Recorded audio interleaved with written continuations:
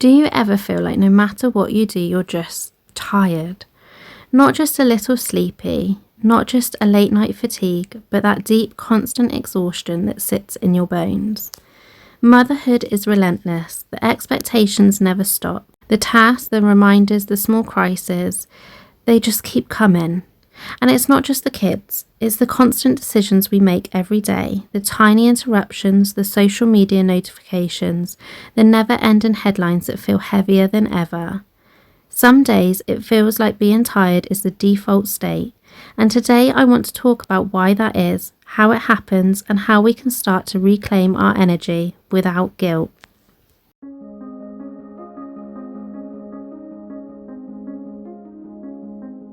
Welcome back to the Kelly Diane Report, the podcast. If you've been listening since the beginning, you know we've talked about the pressure to do it all and what it means to be strong, capable, and enough. Today we dive into something that affects all of us, exhaustion. The kind that creeps in slowly, builds up, and sometimes turns into frustration or even that mum rage feeling you know isn't healthy. This episode is a mix of reflection, practical tips, and storytelling, and I want it to feel like a conversation, not a lecture. Let's start with what drains our energy the most. For me, motherhood is relentless.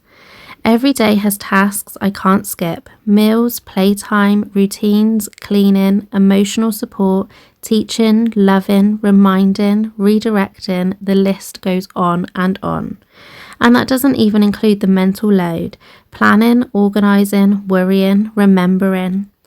Which parts of your day feel endless? Which tasks never truly end? There's also the guilt layer, feeling like you should have done more or that your standards aren't high enough. That constant enough question that chips away at your energy without you realising. Beyond the obvious tasks, energy leaks in from surprising places. Tiny interruptions such as my toddler asking for the 100th thing, notifications, your own wandering thoughts, constant decision making such as what to cook, what to wear, what to post online, what's urgent versus what can wait. The news headlines full of chaos and fear that weighs on your mind. Individually, these seem small, but together they slowly erode mental space and energy. What are your tiny energy stealers? Sometimes naming them is the first step to regaining control.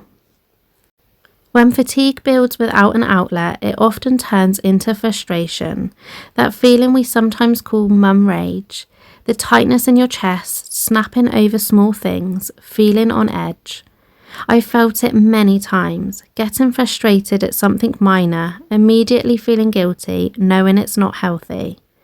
Can you think of the last time fatigue built up like that for you? Recognising it is key.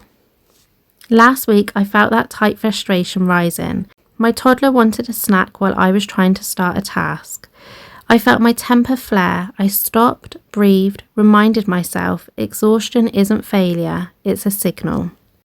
Exhaustion isn't random, it's cumulative. Pressure and multitasking and high standards and constant decisions and social media comparisons and news overload equals emotional and physical fatigue.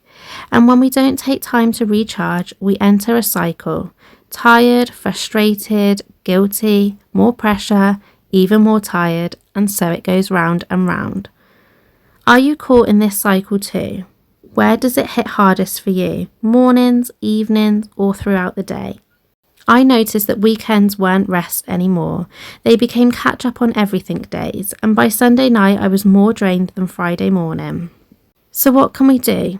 Here are practical ways to start reclaiming energy. Step 1, micro breaks. 5 to 10 minutes to pause, breathe, or move. Even washing up can be a mindfulness moment. Step 2, decision minimalization. Plan meals, outfits, and routines ahead to reduce mental load. Step 3, boundaries with social media and news. Allocate specific times or take a day off. Step 4, rest without guilt.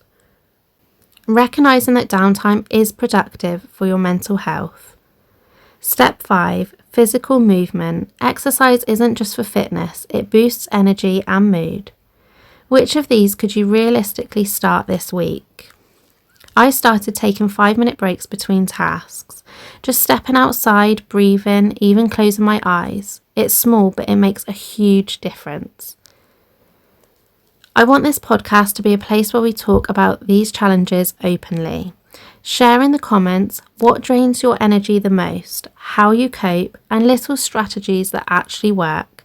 Hearing each other's experiences reminds us we're not alone, and sometimes the simplest conversation can be the most energizing. Sometimes exhaustion isn't about failure, it's about seasonality. Some seasons demand more mental load, others require more physical effort, others demand emotional presence.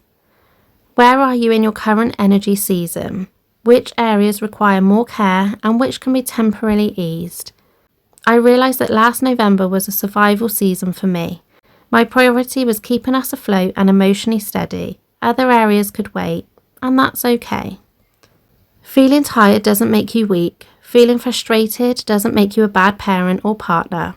Exhaustion is a signal, a call to notice, pause, and adjust.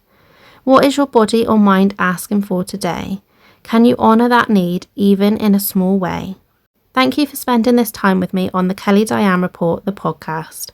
I hope you leave this episode feeling seen, validated, and maybe a little lighter, knowing that tiredness doesn't define you. Share your reflections in the comments if you feel comfortable. This is our space to connect and support each other.